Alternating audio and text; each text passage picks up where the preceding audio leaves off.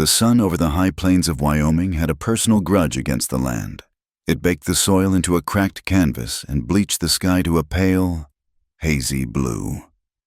Jedediah rode the north fence line, the creak of his saddle leather a lonely conversation with the stillness. His horse, Buck, a sturdy roan with more sense than many men Jedediah knew, stepped carefully, his ears twitching. It was the silence that bothered Jedediah, not the usual quiet of a vast and empty place, but a dead silence. The air was so still it felt heavy, suffocating. There were no birds calling, no drone of insects, not even the whisper of wind through the sagebrush. The world seemed to be holding its breath, waiting for a storm or a judgment. He had lived in this country his entire life, and he knew its sounds as well as he knew the lines on his own hands. This quiet was wrong. It was an unnatural thing, a hollow space where life should be. He reined Buck in, his gaze sweeping across the shimmering horizon. A dark shape interrupted the endless roll of brown and gray hills. It was the old line shack, abandoned for years, its roof sagging like the spine of a tired old man. It was a place he usually rode past without a second thought, but today it pulled at him. A feeling, cold and sharp in his gut, told him the wrongness was coming from there. He nudged Buck forward, the horse moving with a reluctant gait, sensing his rider's unease. The closer they got, the more the feeling grew. The door to the shack hung crooked on one leather hinge, a gaping mouth in the weathered wood. There was a smell on the air, carried by a ghost of a breeze. It was faint, but unmistakable. The coppery, sour scent of old blood. Jedediah swung down from his saddle, his movements economical and sure. He kept a hand near the Colt revolver holstered at his hip, a habit as natural as breathing. The ground around the shack was scuffed and trampled. The tracks of several horses mixed with the drag marks of something heavy. He pushed the groaning door open wider and stepped into the dim, dusty interior. Light filtered through cracks in the walls, striping the darkness with bars of gold. For a moment, he saw nothing but forgotten debris, a broken crate, a pile of old burlap sacks. Then, from the darkest corner, came a sound, a faint, shuddering breath. His eyes adjusted, and he saw her. She was little more than a heap of torn clothing and tangled hair, bound with thick rope to a support beam. Her head was slumped forward, and her stillness was so complete, he thought he might have been wrong about the breath. He moved closer, his boots making no sound on the hard-packed earth floor. He knelt beside her, the smell of sweat and fear and dried blood stronger now. He reached out a cautious hand and touched her shoulder. Her skin was cool, but not cold. She was alive, a small mercy in a merciless place. She flinched at his touch but did not make a sound. He pulled the knife from the sheath on his belt. The blade was worn smooth from years of use, sharp enough to shave with.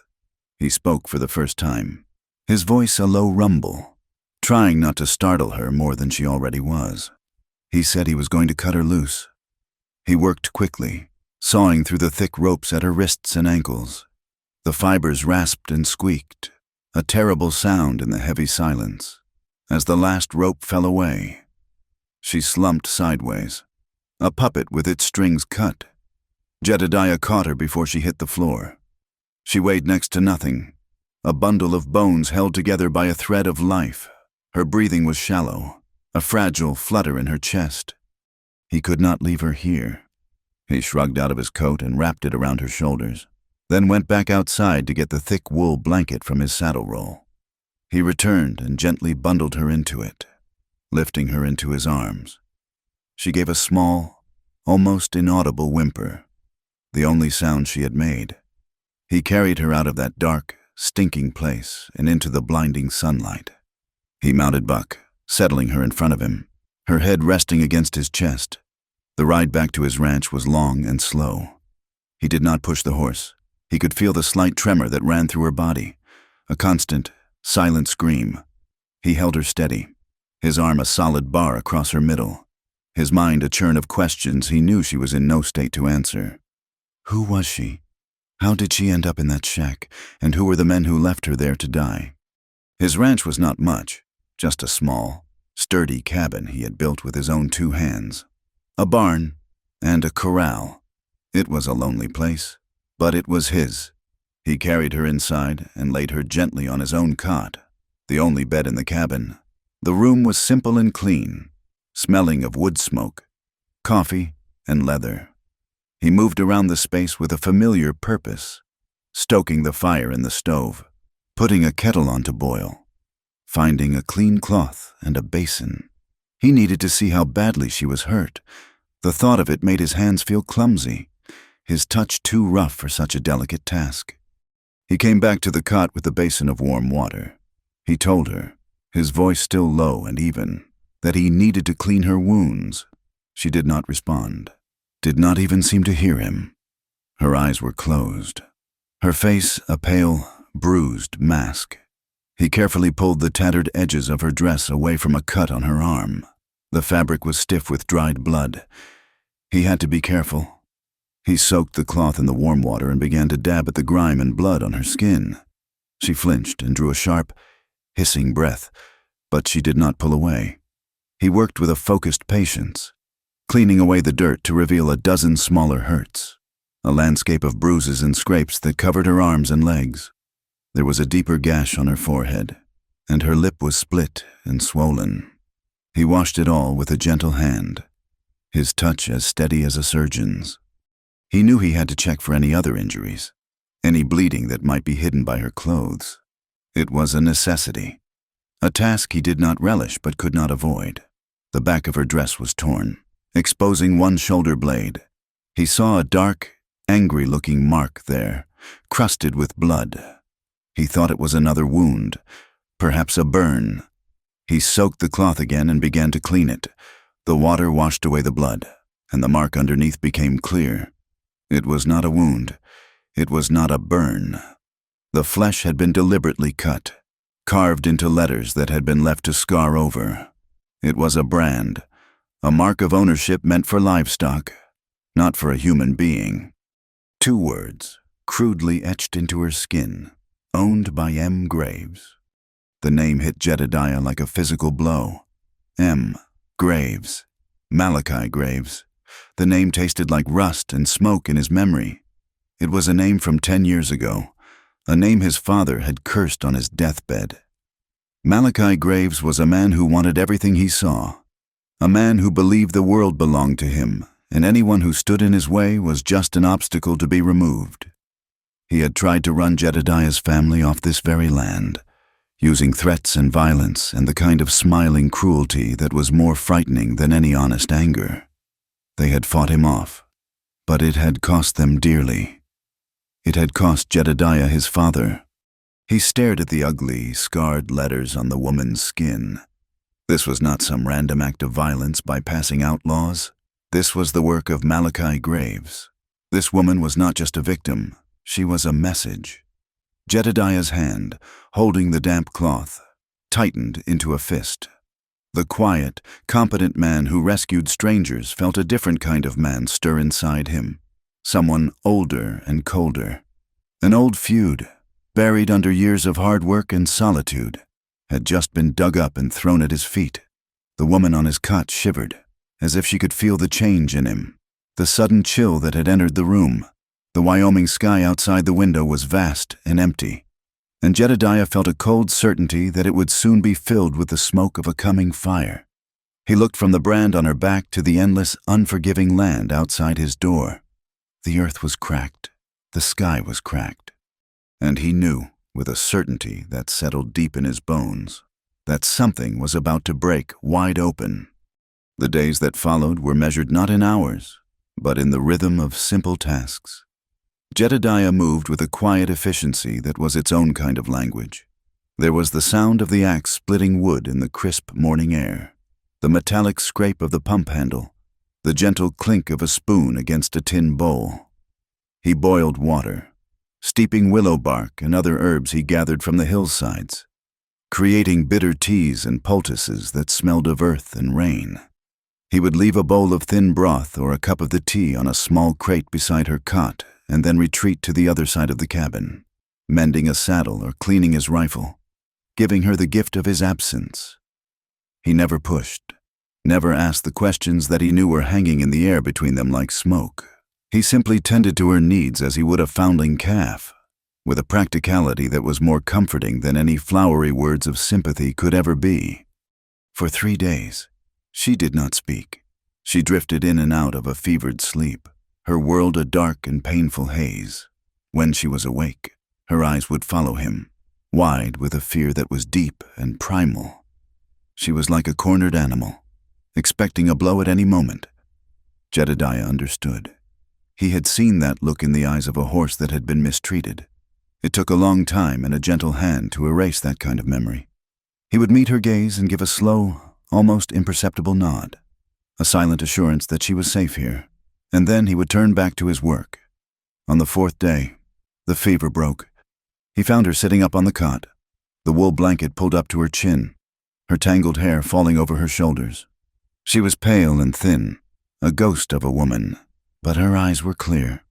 He had a bowl of oatmeal ready, and he set it down on the crate. He turned to leave, to give her the space she needed, but her voice stopped him. It was a whisper, rough from disuse, like dry leaves skittering across the ground. She said her name was Annabelle. It was not a question, but a statement, an act of reclaiming some small piece of herself.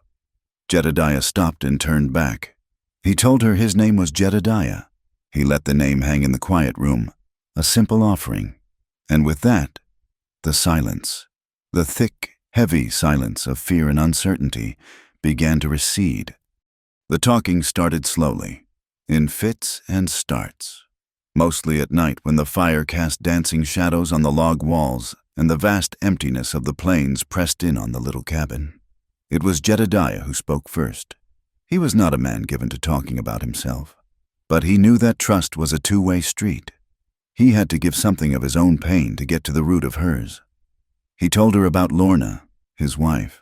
He spoke of her with a quiet reverence, his words painting a picture of a woman who was as tough and as beautiful as the country she had chosen to live in. He did not speak of her passing directly, but Annabelle could hear the loss in his voice, a hollow space that had never quite filled back in. Then he spoke of Malachi Graves. He told her how Graves had come into this valley a decade ago, with a pocket full of money and a soul as barren as a salt flat. He told her about the threats, the fences cut, the well poisoned. He spoke of his own father, a man who had stood up to Graves and had paid for it with his life, a sudden illness that the town doctor called a fever, but that Jedediah had always known was something else. He confessed to Annabelle, his voice low and full of a shame that was still raw after all these years, that after his father was gone, he had lost his nerve. He had not fought back. He had simply held on, stubbornly, quietly, enduring Graves's pressure until the man had finally turned his attention to richer prospects elsewhere. He called himself a coward. He said he had failed his father, and he had failed Lorna, who had had to live with the constant threat of Graves hanging over their lives like a vulture.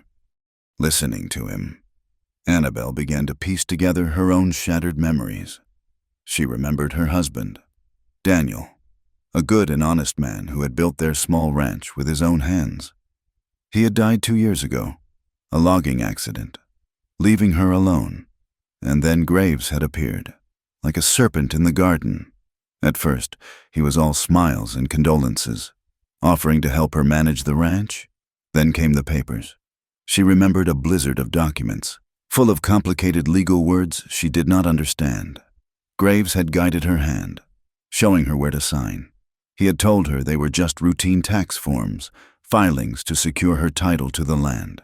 She had been so lost in her grief, so overwhelmed, that she had trusted him. She remembered the day she found the letter from a lawyer in Cheyenne. It was a notice of foreclosure. Graves had not been helping her.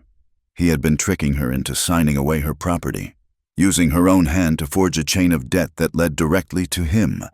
She remembered the cold dread that had washed over her, but she was not her husband, and she was not Jedediah's father. She did not break. She fought back.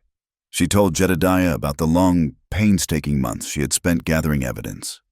She had ridden to the county seat and found the original land grant documents.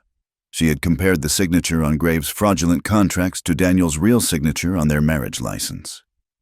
It was a forgery, and a clumsy one at that. She found 2 men who had witnessed the signings, men who had been paid by Graves to lie. She had convinced one of them, a young man with a guilty conscience, to write down everything he knew. She had compiled it all, every piece of paper, every damning fact. She knew she could not trust anyone in the local town. Graves owned it, from the sheriff to the judge. So she had made a package. She had wrapped all the evidence in oilcloth and sent it to herself. General delivery, to the post office in Cheyenne. It was her insurance, her final move in a desperate game. Graves must have found out. That was the only explanation for what came next. She did not speak of the violence in detail, but Jedediah could see it in the way she wrapped her arms around herself, in the tremor that entered her voice. She spoke of the brand, her words barely audible. "He tried to make me into a thing," she whispered, her eyes fixed on the fire. "He tried to make me into one of his cattle." A new kind of silence settled in the cabin, but this one was different. It was not empty. It was filled with a shared understanding, a shared enemy. They were 2 separate people, a man haunted by his past inaction and a woman savaged for her courage. But their stories had been woven together by the same dark hand. Jedediah knew what he had to do. This was not just about Annabelle anymore. This was about his father. It was about Lorna. It was about the 10 years he had spent living with the bitter taste of his own fear. He looked at Annabelle, her face illuminated by the flickering firelight. She was still fragile, but there was a core of steel in her that Graves had not been able to break. He could see it in the set of her jaw, in the clear, defiant light that had returned to her eyes. He told her that Sheriff Blevins, the man who wore the badge in the nearest town, was a dog who came when Graves whistled. Going to him for help would be like asking the wolf to guard the henhouse. There was no justice for them in this county. She nodded. She had known that all along. Their only hope, he said, was to go over their heads, to find a United States Marshal, someone with federal authority, someone Graves could not buy or intimidate. But a marshal would need proof, hard proof. He would need more than just their word against a man as powerful as Malachi Graves. He would need the package she had sent to Cheyenne. The journey would be dangerous. Cheyenne was more than a week's ride, and Graves would be looking for her. He would not leave a loose end like her dangling. He would assume she had perished in that shack. But when her body did not turn up, he would send men to hunt her down. Jedediah looked at her, his expression grim but resolute. He asked her if she was strong enough to ride. Annabelle met his gaze, and for the first time since he had found her, a flicker of a smile touched her bruised lips. It was a small, fragile thing, but it was a beginning. She told him she would be. They sat there for a long moment, the man and the woman, 2 strangers bound by a common wound. The wordless days were over. The days of waiting were done. Outside, the Wyoming wind howled, a lonely and wild sound, but inside the small cabin, a decision had been made. A pact had been sealed. They would ride to Cheyenne. They would get the proof. And then they would find a way to make Malachi Graves pay for everything he had done. They left before the sun had crested the eastern hills, moving into a world of gray and shadow. Jedediah had found a pair of sturdy denim trousers and a flannel shirt in an old trunk, clothes that had belonged to Lorna. They were too big for Annabelle, but she rolled up the sleeves and cinched the waist with a leather belt, the practical clothing a kind of armor against the world. He gave her a worn hat to keep the sun from her face and mounted her on a gentle mare he kept for pack duties. He rode Buck, his rifle resting in the scabbard beside his leg. They traveled light and fast, carrying only what was essential jerky, hardtack, a little coffee, and 2 full canteens. The first day was a blur of dry creek beds and vast sun-bleached grasslands. They spoke little, conserving their energy. The rhythm of the horse's hooves a steady, hypnotic beat. Annabelle, though still weak, sat tall in the saddle. Every mile they put between themselves and Jedediah's cabin seemed to peel away a layer of her fear, replacing it with a quiet, steely resolve. That night, they made a cold camp in a shallow ravine, with no fire to betray their position.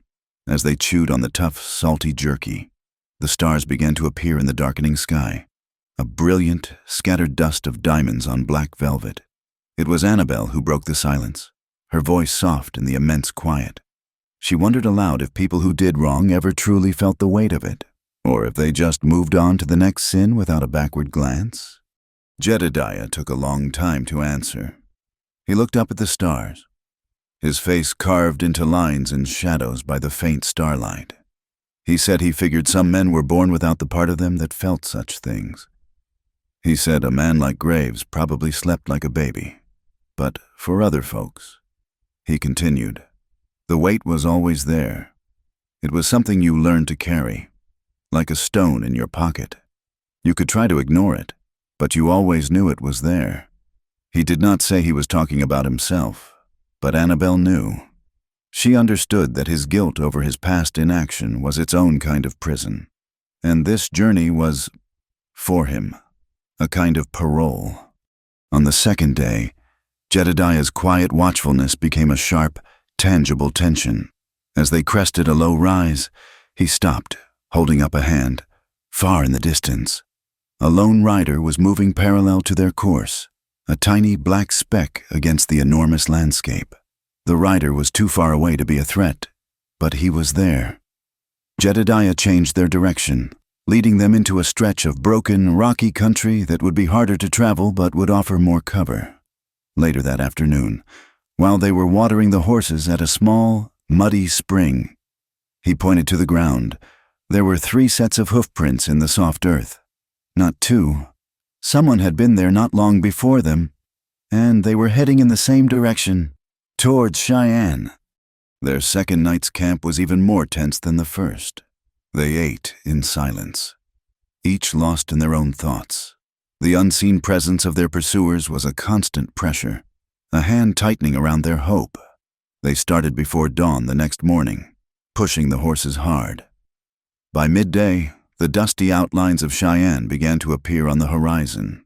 It was not a large city, but after days on the empty plains, the collection of wooden buildings seemed like a sprawling metropolis. On the outskirts of town, they passed a small, run-down supply station. A sign creaked in the wind, advertising lamp oil and dry goods. A man sat on the porch, whittling a piece of wood. He looked up as they approached, his eyes lingering on them for a moment too long. Jedediah felt a prickle of warning on the back of his neck. He nodded to the man and kept riding, but he saw the whittler put down his knife and go inside as soon as they had passed. They entered Cheyenne from the south, leaving their horses at the first livery stable they found. Jedediah paid the hostler for 2 nights, a lie to buy them some time. The streets were bustling with wagons, riders, and pedestrians, a chaotic river of noise and activity. It was overwhelming after the silence of the plains. They kept their heads down, moving with purpose through the crowds. The post office was a small, official-looking building with a United States flag hanging limply from a pole out front. Jedediah stood watch outside while Annabelle went in. He scanned the street, his hand resting casually on the butt of his revolver. Every face in the crowd seemed to hold a potential threat. Every shout and laugh seemed to mask a coming danger. Annabelle emerged a few minutes later, clutching a flat, oilcloth-wrapped package to her chest. Her face was pale, but her eyes were shining with a triumphant light. They had done it. They had the proof. Relief washed over Jedediah, so potent it almost made him dizzy. But it was fleeting. As Annabelle reached him, a voice, lazy and menacing, cut through the noise of the street. "Well now, look what we have here." 3 men stepped out from the narrow alleyway beside the post office, blocking their path. The man in the middle was tall and wiry, with a cruel smile and cold, dead eyes. Jedediah recognized him instantly. Ry Tolbert. He was Graves's top man, a hired gun with a reputation for being fast and utterly without mercy. The 2 men flanking him were rough-looking characters, their hands already hovering near their holsters. Tolbert's smile widened. "Mr. Graves sends his regards," he said. He would like his property back. His gaze flickered to the package in Annabelle's hands, then to the brand that was hidden beneath her shirt. There was no time for talk. Jedediah shoved Annabelle behind him as he drew his Colt. The world narrowed to the space of that alley mouth, the sounds of the street fading into a dull roar. The first shot was a deafening crack, and one of Tolbert's men crumpled to the ground. Jedediah fired again, the second man staggering back, a look of shocked surprise on his face before he fell. Tolbert was faster. His gun barked, and a splinter of wood flew from the post office wall next to Jedediah's head. Jedediah lunged, not trying to outshoot the gunman, but to close the distance. He slammed into Tolbert, driving him back into the alley. The two men crashed against a wall, Tolbert's gun clattering to the ground. The third man, the one Jedediah had shot, was not dead. He was on his knees, clutching his side, but he was reaching for his fallen gun. Annabelle stood frozen for a heartbeat, the oilcloth package clutched in her hand like a shield. Then something inside her broke. It was not fear, it was a cold, pure rage. She saw the man reaching for the gun. She saw Jedediah grappling with Tolbert, a knife suddenly appearing in Tolbert's hand. She dropped the package and moved. She did not scream. She did not think. She pulled the small skinning knife that Jedediah had given her from her belt and launched herself at the wounded man on the ground. He looked up, his eyes widening as she fell upon him. She drove the knife into his back with all her strength. There was a sickening thud, a grunt of surprise, and then he went limp. Jedediah, meanwhile, had managed to get a hand on Tolbert's wrist, holding the knife at bay. He used his other hand to deliver a brutal blow to Tolbert's throat. The man gagged, his grip on the knife loosening. Jedediah wrenched it from his hand and drove it into his ribs. Tolbert grunted, his body going slack. Jedediah pushed him away and scrambled to his feet, his Colt back in his hand. He looked down the alley. Annabelle was kneeling over the body of the third man, her hand still on the hilt of the knife. Her hand was shaking violently, but when she looked up at him, her eyes were completely clear. Shouts were rising from the street. They had seconds. Jedediah grabbed the package and pulled Annabelle to her feet. He half-dragged her out the other end of the alley, onto a side street filled with freight wagons. One was just pulling out, its canvas cover hiding a load of barrels. Without a word, Jedediah boosted Annabelle up over the tailgate and scrambled in after her, pulling the canvas flap shut just as the wagon rumbled into motion. They huddled together in the dark, dusty space, the sounds of the city muffled and distant. They were safe, for now. Annabelle was shaking, a deep, uncontrollable tremor.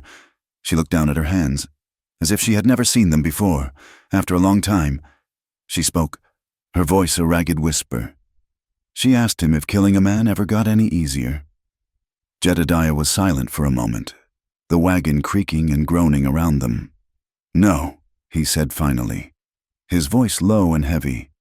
"It does not. But you feel a whole lot less regret when you do it for the right reason." The darkness inside the freight wagon was thick with the smell of dust, sour mash from leaking barrels, and the sweat of their own fear. Every lurch and sway of the wagon was a small violence, tossing them against the hard wooden staves. Annabelle huddled with the oilcloth package pressed to her chest, the sharp corners of the documents a solid, reassuring presence. The tremor had subsided, replaced by a cold, hollow feeling. She kept seeing the look of surprise in the man's eyes, kept feeling the sickening jolt as the knife went in. Jedediah sat beside her, a silent, solid shape in the gloom. He was listening, his body tensed, tracking the sounds of the city as they rumbled past. He was a man who knew how to wait, how to listen to the world for the tales that would keep them alive. After what felt like an eternity, the wagon slowed, creaking to a halt in what sounded like a stable yard. Men were shouting, the sounds of horses and heavy work all around them. This was their chance. Jedediah put a hand on her arm, a silent command. He peered through a small gap in the canvas, his eyes scanning the yard. When the moment was right, when the teamsters were occupied with a stubborn mule, he moved. He slipped over the tailgate, landing with a soundless grace. and then reached up for her. She followed, her body aching but her movements quick. They slipped out of the stable yard and into a back alley, melting into the anonymous flow of the city once more. Cheyenne was no longer a destination. It was a trap. Graves would have men everywhere. The local law was a joke, and every smiling face could be hiding a paid informant. The package in Annabelle's arms was both their salvation and their death warrant. Jedediah knew they needed to get a message out, a message that could not be intercepted or ignored. There was only one way to do that. He led her through a maze of back streets, avoiding the main thoroughfares, until they came to a small, unassuming building with a single shingle hanging over the door that read, S. Dobbins, Telegraph Office. The room they entered was a world away from the bright, dusty chaos outside. It was small and dim, the air thick with the sweet, pungent aroma of pipe tobacco and old paper. A tall counter bisected the space, and behind it, a man with a wild mane of white hair and a magnificent, tobacco-stained mustache sat hunched over a small brass instrument that was chattering like an angry insect. He did not look up as they entered, his fingers dancing on the telegraph key, a conversation in clicks and dashes that spanned hundreds of miles.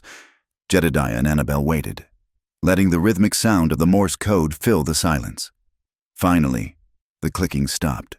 The old man leaned back in his chair, letting out a long sigh, and fixed them with a pair of startlingly blue eyes. His name was Silas Dobbins, and he had been the telegraph operator in Cheyenne for 20 years. He had heard it all, from declarations of love to market prices for cattle, from news of births to the first reports of massacres. The secrets of the territory flowed through his fingertips, and he had learned to be a very discerning man.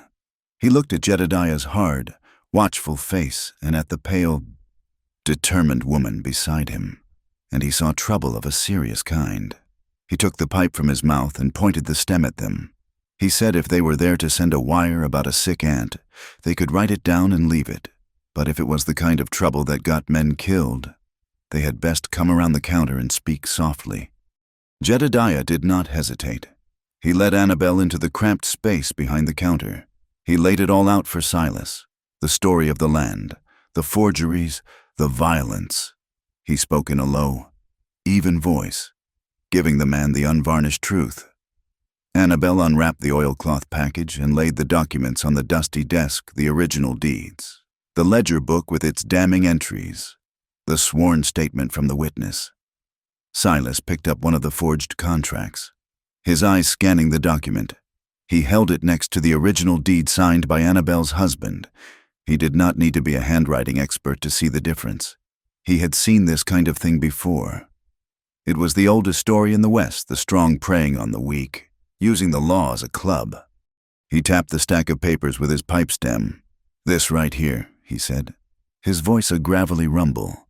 "This is the new frontier. It is not about who has the fastest gun anymore. Not really.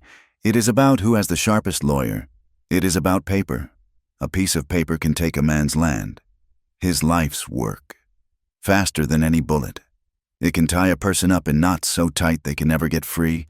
But," he added, his blue eyes glinting, "if you have the right pieces of paper, it can also be the thing that sets you free." Annabelle looked at the documents, at the ink on the page. She had always thought of them as a weapon used against her, a chain. Now she saw them as Silas did. They were a key. Jedediah explained their problem. They could not trust the local authorities. They needed to reach someone higher up, someone with federal power. He asked Silas if he knew of a Judge Mathers, a federal circuit judge who sometimes held court in Helena. Silas nodded slowly, tamping fresh tobacco into his pipe. He knew the name. Mathers was a hard man, but a fair one. He was one of the few men in the territory that Malachi Graves could not buy. Getting the documents to him was the problem. Sending them by mail was out of the question. The package would be a loss before it got out of the county. They needed a writer, someone trustworthy, to carry the package directly to the judge. Silas thought for a long moment, puffing on his pipe, the smoke wreathing his white hair like a halo. He said he might know a man a stagecoach driver on the northern route who owed him a favor. He was a quiet man who kept to himself and knew how to be invisible. For a price, he would carry a package to Helena and see that it got into the judge's hands and no one else's. While he arranged that, they needed to send a telegram. Not the whole story, just enough to get the judge's attention. Together, the three of them composed the message, choosing their words as carefully as a man walking through a minefield. It was brief and to the point, mentioning land fraud, Malachi graves, and irrefutable evidence. It spoke of an imminent threat to their lives and asked for the judge's immediate assistance. Jedediah signed his name at the bottom. As Silas's fingers began to tap out the message, translating their desperate hope into a series of electric pulses, Jedediah took out a pencil and a fresh sheet of paper. He and Annabelle began to make a list. They wrote down the name of Sheriff Blevins. They wrote down the name of the county judge who had rubber-stamped Graves' claims. They wrote down the names of the 2 paid witnesses. It was a list of the rot that had taken root in their part of the country, a cancer of corruption with Graves at its center. This list, Jedediah knew, was as important as the deeds themselves. It showed the depth of the conspiracy. With the message sent and a plan in place, a new and more dangerous problem presented itself. What to do now? They could not stay in Cheyenne. Tolbert and his men would have been expected to report back to Graves. When they failed to do so, Graves would know something had gone wrong. He would send more men, and they would tear the city apart looking for them. They were exposed here. 2 faces in a crowd that could be bought for the price of a drink. Jedediah knew, with a grim certainty, that there was only one place they could go. They had to go back to his ranch. Annabelle looked at him, her eyes wide. It seemed like madness. To return to the one place Graves would surely think to look, but Jedediah explained it to her in his calm, logical way. Out here, on the open plains or in a town, they were prey. They were constantly moving, constantly looking over their shoulders. But at his cabin, the tables were turned. He knew every rock, every ravine, every line of sight for a mile in any direction. It was his land. It was defensible. They could not run forever. Sooner or later, they would have to make a stand. It was better to choose the ground on which they would fight. Silas agreed. He told them how to get out of the city without being seen, and he gave them a fresh supply of jerky and a full canteen. He refused to take any money for the telegram or for arranging the courier. He said that once in a while. It was good for a man's soul to help tip the scales back toward justice. He shook Jedediah's hand and gave Annabelle a solemn nod. As they slipped out the back door of the telegraph office, the last thing they heard was the quiet, rhythmic clicking of the Morse key, a small sound of hope in a very big and dangerous world. The journey back was a tense, hurried affair. They bought back their horses and rode hard, not stopping until the lights of Cheyenne were a faint memory behind them. They moved mostly at night, navigating by the stars Jedediah knew so well. Every shadow seemed to hold a threat. Every gust of wind sounded like the hoofbeats of pursuing riders. When they finally saw the familiar silhouette of his cabin against the starry sky, it was not with a sense of relief, but with a feeling of grim purpose. This was not a homecoming. This was a return to a battlefield. They did not light a lamp. In the dark, they began to prepare. Jedediah brought in extra firewood and buckets of water from the well. He barred the door and wedged thick shutters over the 2 small windows. He checked his rifle and his revolver, laying out his ammunition on the small wooden table. Annabelle worked alongside him, her movements sure and steady. The woman who had been found broken and terrified in a line shack was gone. In her place was a soldier. She loaded the spare rifle, her hands no longer shaking. They were 2 people against an army, fortified in a small wooden box in the middle of an endless, empty prairie. The waiting had begun, and they both knew that when the sun came up, the war would come with it. The silence inside the cabin was a living thing, thick and heavy with anticipation. There was no conversation, only the sounds of preparation. The rhythmic thump of Jedediah's hammer driving thick pine boards across the inside of the windows was a sound of finality. Each blow a declaration that there would be no retreat. Annabelle moved with a silent, focused grace, her earlier tremors replaced by a chilling calm. She arranged 3 oil lamps at strategic points, and beside each one, she placed a small clay jar filled with a dark, viscous mixture of tar and gunpowder. It was a desperate, ugly kind of weapon, but they were in a desperate, ugly fight. They worked as a team, their movements synchronized by a shared, unspoken understanding. When the last board was in place, plunging the cabin into a near-total darkness broken only by thin slivers of moonlight, they took their positions. Jedediah stood by the front door, a narrow firing slit he had carved into the wood at eye level. He rested the barrel of his rifle on the sill, the cool metal a familiar comfort against his cheek. He knew this land. He knew every dip and swell of the earth, every rock that could hide a man, every shadow that the moon would cast. Annabelle took up a similar post at the small back window, her own rifle ready. They did not speak. They waited. The minutes stretched into an hour, then 2. The only sounds were the whisper of the wind around the eaves and the steady thrum of their own hearts. Then came the sound. It started as a faint vibration in the hard-packed earth, a feeling more than a noise. It grew into a distant, rhythmic drumming, hoofbeats. Not the frantic pace of a chase, but the slow, deliberate tread of men who were sure of their destination and of their victory. Jedediah watched through the slit, his eyes straining in the dim light. 3 riders emerged from the darkness, their shapes black against the silvered landscape of the plains. They stopped 100 yards from the cabin, just outside of easy rifle range. Even at that distance, Jedediah recognized the man in the center. It was Malachi Graves. He sat his horse with an air of absolute ownership, as if the very land beneath him belonged to him. Graves's voice carried on the cold night air, smooth and confident. "Jedediah, I know you are in there, and I know you have the woman. There is no need for this to end badly for you. Send her out, and you can keep this worthless piece of dirt. That is my final offer." Jedediah's reply was low and flat, meant not for Graves, but for himself and for Annabelle. "You do not get to set the price on my land." He raised his voice, shouting through the door, his words a clear and simple rejection. "Go to hell, Graves!" There was a moment of silence. Then Graves laughed, a sound devoid of any humor. So be it. He gave a signal to the men with him. One of them dismounted. Carrying a lit torch, he began to creep forward, keeping low to the ground, heading for the blind spot at the corner of the cabin. Jedediah tracked him in his sights, waiting, his breathing slow and even. The man, a thick-set brute named Clyde, got within 30 feet. He rose up, ready to hurl the torch onto the roof. The rifle in Jedediah's hands bucked against his shoulder. The crack of the shot was a sharp, clean sound that echoed across the plains. Clyde dropped the torch and fell backward, a dark stain spreading across his chest. He did not make a sound.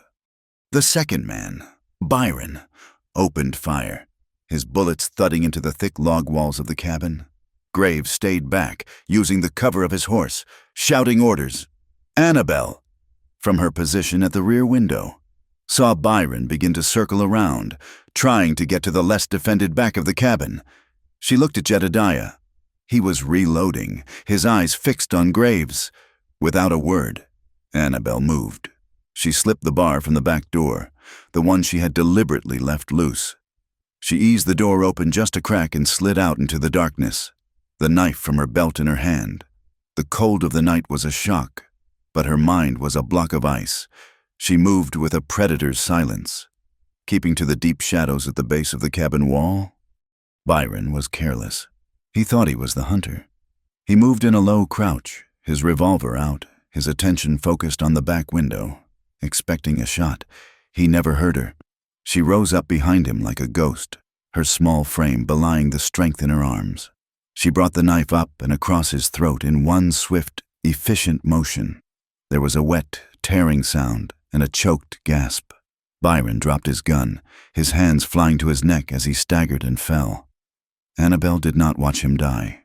She retrieved his revolver and slipped back into the shadows, her heart hammering but her hands as steady as stone.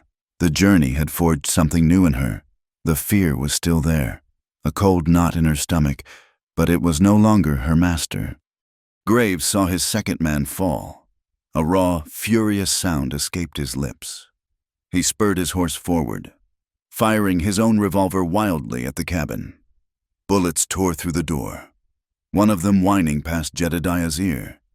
Jedediah fired back, not aiming for Graves but for his horse. The animal screamed and went down, throwing Graves to the ground. The fight was no longer at a distance.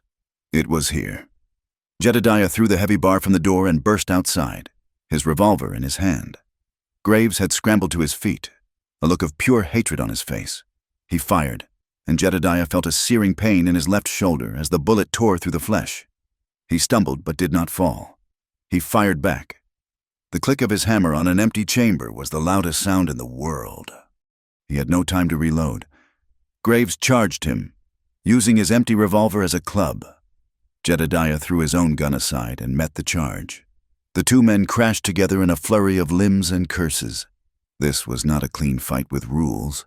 This was a brawl, a desperate, ugly struggle for survival in the dust and gravel of the yard. Graves was bigger, heavier, but Jedediah was fueled by a decade of suppressed rage. He was fighting for his father, for Lorna, for the woman inside the cabin. He was fighting for his own soul. They rolled on the ground, fists finding flesh, the sounds of their grunting breaths harsh in the sudden quiet. Jedediah felt a sharp pain as Graves' thumb found his eye socket. He roared and slammed his head forward, catching Graves square on the nose with a sickening crunch of bone. Graves howled in pain, his grip loosening.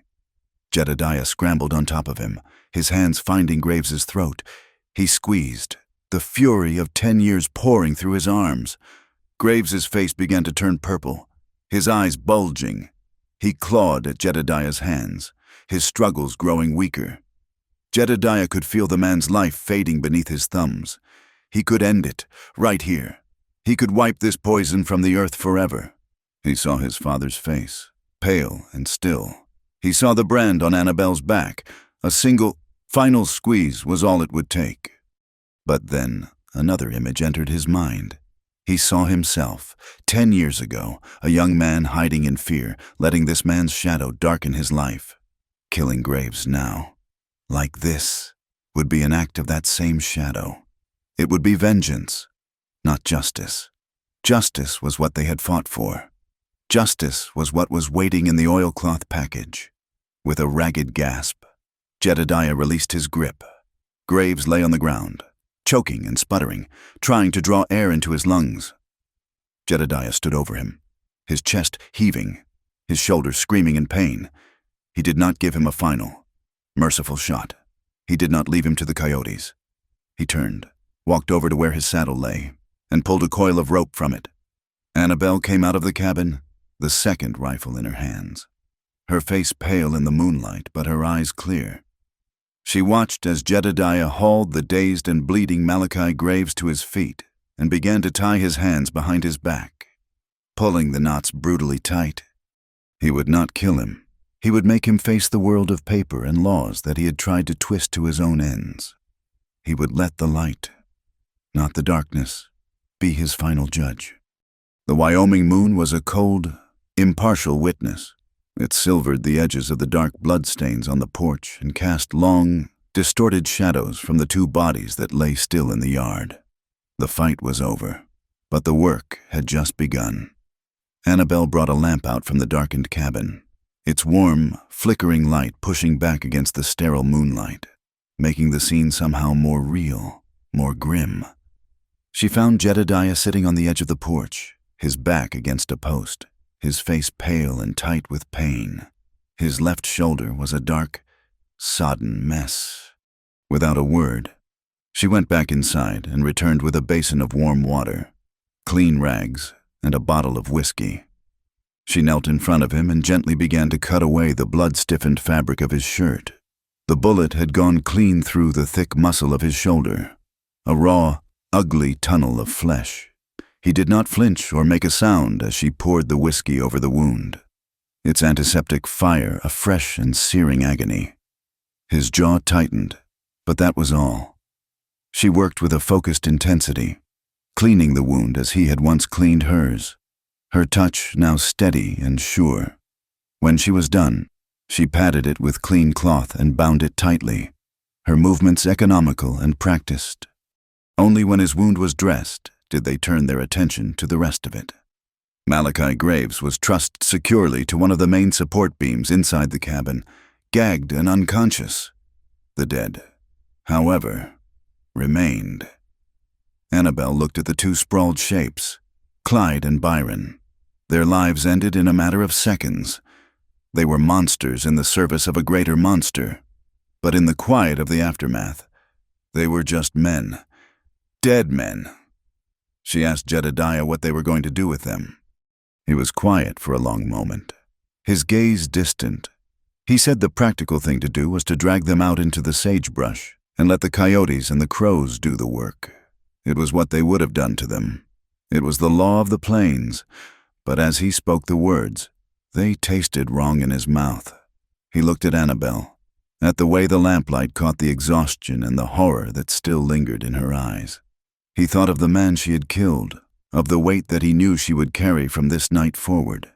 Leaving the bodies to be torn apart by scavengers felt like an act of cruelty that would stain them both, a final surrender to the savagery they had been fighting against. He told her they would bury them. It would be a hard job with his shoulder, but it was the right thing to do, not for the dead men, but for themselves. To draw a line between what had to be done and what a person chose to be. So they did. They found a spot a good distance from the cabin, in a patch of ground that was softer than the surrounding rock and clay. Jedediah did most of the digging with his good arm, the rhythmic scrape of the shovel the only sound in the vast stillness. Annabelle helped as much as she could, clearing away the loose dirt. It took them the better part of what was left of the night. They rolled the bodies into the shallow graves without ceremony and without a prayer, and then they filled the holes back in, leaving 2 rough mounds of earth to mark the spot. When they were finished, the first pale light of dawn was staining the eastern sky. They returned to the cabin, the heavy, metallic smell of blood still hanging in the air, while Jedediah scrubbed the dark stains from the wooden porch with a stiff brush and a bucket of lye soap. Annabelle made coffee. The simple, domestic act felt both absurd and necessary. The rich, bitter aroma filled the small cabin, a smell of normalcy, of life. When the sun was fully up, Jedediah rode out. He had to get another message to Silas Dobbins in Cheyenne, to let him know what had happened, to tell him that they had graves. It was a risk, leaving Annabelle alone with the prisoner, but it had to be done. He returned by midday, his face grim. The message was sent. Now, all they could do was wait. The days that followed were a strange and quiet limbo. They fell into a routine born of necessity. Jedediah, his arm in a sling, could not do the heavy work he was used to, so he spent his time mending tack and sharpening tools. Annabelle took over the cooking and the care of the horses. She found that the simple, repetitive tasks soothed the ragged edges of her mind. They spoke little of the night of the fight, but it was always there, a shared memory that bound them closer than any words could. They were no longer just allies. They were survivors. 2 people who had walked through the fire together and had come out the other side, scarred but whole. One afternoon, a week after the siege, they were mending a stretch of fence on the southern pasture. A length of wire had snapped, and they worked together to stretch a new piece, their movements falling into an easy rhythm. The sun was warm on their backs, and a gentle breeze carried the scent of sage and dust. It was a peaceful, ordinary day, the kind of day Annabelle had once thought she would never see again. That evening, they sat in the cabin, the door open to the cool night air. The smell of the stew she had made filled the room. Jedediah was cleaning a rifle, his good hand moving with a familiar, practiced skill. Annabelle was darning one of his shirts, the needle flashing in the lamplight. She had found a small, faded blue kerchief in the trunk where the work clothes had been, one that must have belonged to Lorna. She had used it to tie back her hair, the soft cotton a gentle weight against her head. She looked at Jedediah, at the strong, quiet man who had saved her life and had stood with her against the darkness. He had asked nothing of her, had treated her with a respect and a gentleness she had almost forgotten existed. They had shared his home, his food, his danger. They had shared a bedroll on the floor, a chaste and necessary arrangement that was nonetheless intimate in the small, confined space. A connection had grown between them, silent and deep, but it was unnamed, undefined, and she needed, for her own sake, to know what it was. She set down her sewing and waited for him to look up. When he did, she asked the question that had been forming in her heart for days, her voice a quiet challenge, a vulnerable plea. "Do you love me or just want me?" The question hung in the warm, still air of the cabin. It was a question that laid everything bare. It was a demand for truth in a world that was full of lies. Jedediah stopped his work. He looked at her, really looked at her. He saw not just the woman he had rescued, but the woman who had fought beside him, the woman who had buried the dead with him, the woman who had made his lonely cabin feel like a home again. A slow, tired smile touched his lips, a smile that held a deep and abiding warmth. He set the rifle aside. "After our first night together in this cabin," he said, his voice soft but sure, "there was no difference." His words were not a passionate declaration. They were something better. They were a statement of fact, as solid and as real as the log walls around them. It was a simple truth, delivered in his simple, honest way. He was saying that for him, the want and the love, the desire and the respect were not separate things. They were woven together, part of the same whole. He reached across the small space between them and took her hand. His palm was rough and calloused, but his touch was gentle. He did not pull her to him. He simply held her hand, a gesture of connection, of partnership. Annabelle looked at their joined hands. She thought of the ugly, scarred letters on her back, the mark that had been carved into her skin to declare that she was a piece of property, a thing to be owned. And she looked at Jedediah, at the man who was offering her not ownership, but a place beside him. He was offering her a choice. In his world, love was not about possession. It was about standing together, about mending fences side by side, about sharing a pot of coffee as a new day dawned. It was a promise to live, together, and in that quiet, lamp-lit cabin, with the vast, starry Wyoming sky outside. That was more than enough. It was everything. They waited for 4 days. 4 long, quiet days in which the world seemed to hold its breath. Malachi Graves remained bound in the cabin, a sullen, hateful presence. He had tried threats and then bribes, his voice a venomous whisper, but they had ignored him, treating him with the same dispassionate care they would give a dangerous animal in a cage. On the morning of the 5th day, a column of dust appeared on the horizon. It was not the small, hurried cloud of a few riders, but the larger, more deliberate plume of a group moving with official purpose. Jedediah stood on the porch, his good arm resting on the post, and watched them come. Annabelle stood beside him, her hand resting lightly on his arm. There were 5 of them, riders in dusty coats, their faces grim from long travel. The man in the lead was older, with a neatly trimmed gray beard and eyes that had seen too much of the world's wickedness to be surprised by any of it. A silver star, the insignia of a United States Marshal, was pinned to his coat, dulled by a layer of trail dust. This was Judge Isaac Mathers. He was not just a man who sat on a bench. He was a man who rode out to meet the lawlessness of the frontier on its own terms. He swung down from his horse, his movement stiff but sure, and his sharp gaze took in everything at once: the 2 fresh graves, the bullet scars on the cabin walls, the wounded man and the resolute woman standing on the porch, Jedediah met his gaze and gave a slow nod. "He is inside," he said, his voice calm. Judge Mathers did not reply immediately. He walked over to the package of documents that Annabelle had laid out on a small, clean table on the porch.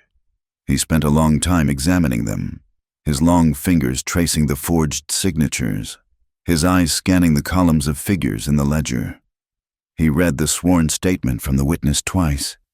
The silence was absolute, broken only by the tired breathing of the horses. Finally, he looked up, first at Jedediah, then at Annabelle. "It seems you fight your battles with blood and fire," he said, his voice a dry rasp. "I prefer ink and the binding letter of the law." Annabelle was the one who answered, her voice clear and steady. "Your ink was a long way off.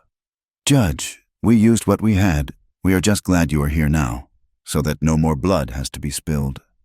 A flicker of something that might have been respect showed in the judge's tired eyes. He instructed 2 of his marshals to bring Graves out. They hauled the man into the sunlight, his face a mask of fury and disbelief. He glared at Mathers, a man he could not buy, could not threaten, and for the first time, a hint of fear entered his eyes. Judge Mathers did not speak to Graves. He simply looked at him, a long, cold look that promised a reckoning, and then ordered his men to secure him for travel. The rest of the day was spent in the slow, methodical process of the law. Judge Mathers took their official statements, writing down their testimony in a neat, precise hand. Annabelle, he discovered, had a mind for detail that was as sharp as any lawyer's. She laid out the entire conspiracy, from the first fraudulent paper to the final, bloody confrontation, with a clarity and a precision that left the judge visibly impressed. He told them that their telegram and the evidence had done more than just save their own lives. It had confirmed suspicions he had held for years about the depth of the corruption in this part of the territory. Their stand, he said, was about to break open a dam of silence. An investigation would be opened into every land deal Graves had touched for the past decade. The local sheriff and the county judge would be answering to federal charges. For the first time in a long time, the law had come to Wyoming, not with a whisper, but with a roar. As the sun began to set, casting long shadows across the plains, Judge Mathers made Annabelle an offer. He told her that he was establishing a permanent federal office in Cheyenne, a place to sort through the mountain of paperwork that this investigation would create. He needed someone to manage the records, to collate the evidence, to be the keeper of the facts. He needed someone with a clear head, a steady hand, and a deep, personal understanding of what was at stake. He needed her. It was a good offer, a respectable one. It was a chance for a new life, a safe life, away from the violence and the hardship of the frontier.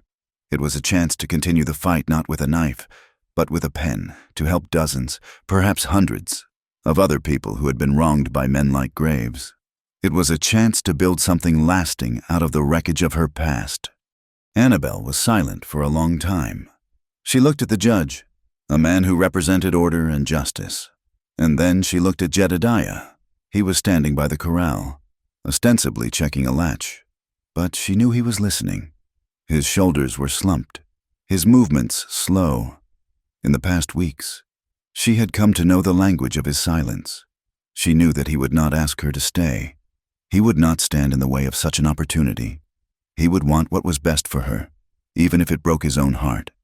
She saw the life the judge was offering her, a life of purpose and security in a clean, quiet office. And she saw the life that was here, on this small, struggling ranch. It was a life of hard work, of calloused hands and aching backs, of droughts and blizzards and the constant, grinding struggle to pull a living from an unforgiving land. There was no security here. There was no guarantee of peace. All there was him. She walked over to where he stood. He did not turn to face her, but she saw his hand tighten on the wooden rail of the corral gate. She stood beside him, and for a long moment, they both just watched the last colors of the sunset fade from the sky. He was the one who finally spoke, his voice low, his eyes still fixed on the horizon. "It is a good offer," he said. "A chance for a real life. You should take it." His words were a punch to her gut. She had wanted him to ask her to stay, to fight for her, but she knew that was not his way. His love was a quiet, steady thing, a thing of deeds, not words. To hold her back would be a kind of possession, the very thing they had fought against. He was setting her free, and it was the most painful gift she had ever been given. She did not know what to say. The choice was a physical weight inside her, a knife's edge on which her entire future was balanced. That night, she could not sleep. She lay on her bedroll, listening to the sound of Jedediah's quiet breathing from the other side of the room. He was turned away from her, a dark shape in the moonlight that streamed through the now unboarded window. She thought of Cheyenne, of the order and purpose of the life the judge had offered her. She could help people. She could make a difference, and she would be safe. She would never again have to feel the terror of being helpless, or the cold, sickening finality of taking a life. Then she thought of the past weeks in this small cabin. She thought of the quiet comfort of working alongside Jedediah, of the shared meals, of the unspoken understanding that had grown between them. She thought of his gentle hands tending her wounds, and of his tired, warm smile when he had told her that for him. There was no difference between wanting and loving. The life the judge offered was a life of the head. The life here was a life of the heart. And her heart, she realized, had found a home in the most unlikely of places. She rose from her bedroll and walked silently to the open doorway. She stood there for a long time, looking out at the vast, star-dusted plains. The land was harsh and beautiful, full of danger and full of promise. It was a place that demanded everything a person had to give. Jedediah stirred in his sleep, murmuring a name. It was not Lorna's. It was hers. A tear traced a path through the dust on her cheek. She knew her answer. It was not the safe choice, or the easy choice, but it was the only choice she could live with. She would stay. She would build. She would face the droughts and the blizzards and the uncertainty, because she would be facing it with him. She turned from the door and walked back to her bedroll, a quiet certainty settling over her like a warm blanket. The law had come and gone. The storm had passed.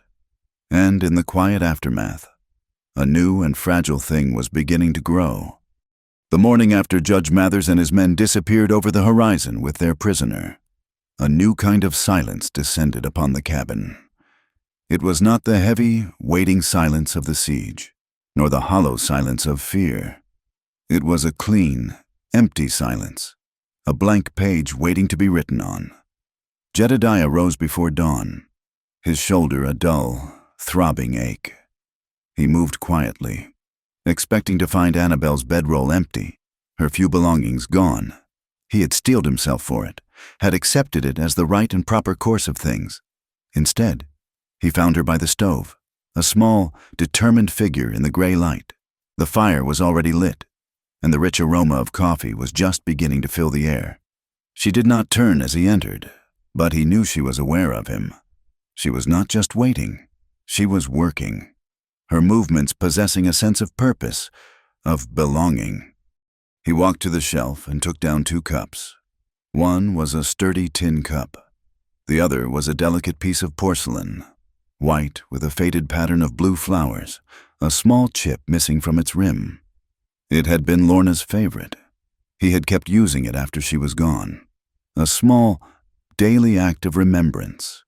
He had never offered it to anyone else. He filled both cups with the steaming coffee and held the porcelain one out to Annabelle. She turned then and took it from him. Her fingers brushed his. Their eyes met over the rims of their cups, and in that shared glance, the question was answered. She was not leaving. There were no promises made, no grand declarations. There did not need to be. The decision had been made in the quiet of the night, and it was affirmed now in the simple, shared ritual of a morning cup of coffee. Winter came early that year, a hard, deep winter that buried the plains under a thick blanket of white. The world shrank to the size of the small cabin and the barn, the paths between them carved through deep, sculpted drifts of snow.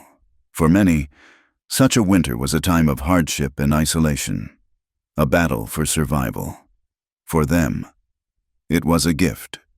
It was a time of healing, a quiet season to mend the broken pieces of their lives and their home. They worked side by side, falling into a comfortable rhythm. They re-roofed the section of the barn that had begun to sag, the sound of Jedediah's hammer echoing in the crisp, cold air. Annabelle, her fear of the place long gone, proved to have a keen eye for sound construction, pointing out a weak beam he had missed. They spent long evenings by the fire in the cabin, the wind howling outside like a hungry wolf. Jedediah would oil his leather harnesses, his one good hand moving with slow, practiced strokes. Annabelle would read to him from a tattered copy of a book she had found in the old trunk, her voice a low, soothing melody against the roar of the wind. The physical scars began to fade. The angry red of the bullet wound on Jedediah's shoulder softened into a pale, puckered line. Annabelle never spoke of the brand on her back, and he never asked. But one evening, as she was reaching for a log for the fire, her shirt shifted, and he saw it. He felt no pity, only a quiet, deep-seated anger at the man who had put it there. He rose, took the heavy wool blanket from his cot, and draped it gently over her shoulders. She looked up at him, her eyes full of a deep and silent understanding. It was an acceptance, a shared acknowledgement of the past that did not allow it to rule the present. Love, she was learning, did not erase scars. It simply made them a part of the story, a testament to the fact that they had survived. When the spring thaw finally came, it felt like a resurrection. The world, which had been a study in white and gray, exploded into color. The snow melted away to reveal the tender green shoots of new grass. The creek, which had been frozen solid, began to run again, its cheerful gurgle a welcome sound after the long silence. And with the spring came the birds.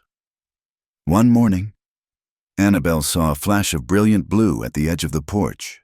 A pair of mountain bluebirds had returned, flitting and singing as they began to build a nest in the eaves, a vibrant, living promise that life went on. With the softening of the ground came the hardest work, the north fence line. The one Jedediah had been riding when he first found her had been neglected. It was a symbol of the old life, the one that had been lived under the shadow of Malachi graves. Together, they decided to rebuild it. It was back-breaking labor. Jedediah dug the post holes, his shoulder now strong enough for the work, the muscles coiling and releasing under his sun-browned skin. Annabelle helped him set the new posts, making sure each one was perfectly straight, a line of order drawn against the wildness of the plains. They stretched the new wire until it hummed with tension, a tight, strong barrier. It was more than just a fence to keep the cattle in. It was a statement. It was a boundary, a declaration of what was theirs, built not with violence and fear, but with their own two hands, together. They planted a small garden near the cabin, tilling the rich soil and pressing the tiny seeds into the dark earth. Annabelle had a gentle touch, a feel for the land that Jedediah had not known she possessed. She talked to the seedlings as they pushed their way into the sunlight, her voice a soft murmur. He would watch her sometimes, her hair tied back with Lorna's faded blue kerchief, her face smudged with dirt, and a feeling of such profound rightness would settle over him that it almost took his breath away. One evening in late spring, after a long day of work, they walked up to the low ridge on the south side of his property. From there, you could see everything, the small, sturdy cabin with its new, freshly painted door, the solid lines of the new fence stretching off into the distance, the dark, rich square of the garden. The setting sun painted the sky in brilliant strokes of orange and purple. A peaceful quiet settled over the land, the kind of quiet that Jedediah had once thought he would never know again. He looked at the vast expanse of land that rolled out before them. His land, their land. It was a good place, a place to build a life. He thought of the future, of a larger house, of children, of a life that was more than just survival. "We could build another house here," he said, his voice quiet, almost speaking to himself. "A bigger one." Annabelle did not look at the empty space where a new house could be built. She looked back at the small, sturdy cabin nestled in the hollow, a thin curl of smoke rising from its stone chimney. She thought of the winter they had spent within its walls, of the shared meals, the quiet conversations, the healing. She thought of the fear and the pain that those walls had witnessed, and of the love and the hope that had been born there. She reached out and took his hand, her fingers lacing through his. A smile touched her lips, a smile that was full of a quiet, unshakable certainty. "We already have," she said. He turned to look at her then, and he understood. The house was not just wood and stone. The home was what they had forged together in the crucible of violence and fear. It was the trust they had built, the respect they had earned, the quiet, steady love that had taken root and grown strong in this wild, unforgiving country. Justice had not ended with Malachi Graves being led away in chains. Justice was this. It was the sound of bluebirds in the morning. It was the satisfaction of a straight fence line. It was the simple, profound peace of standing on a ridge at sunset, hand in hand with the person who had made your life whole again. They stood there for a long time, two small figures against the vast, beautiful, and empty land, their hearts full, their future as open and as promising as the wide Wyoming sky. Thank you so much for listening to our story tonight. We would love for you to leave a comment telling us where you are listening from so we can all connect and share our thoughts. And please consider subscribing to our channel Wild West Night, liking the video, and supporting us further by pressing the hype button so this story can be shared with more listeners like you.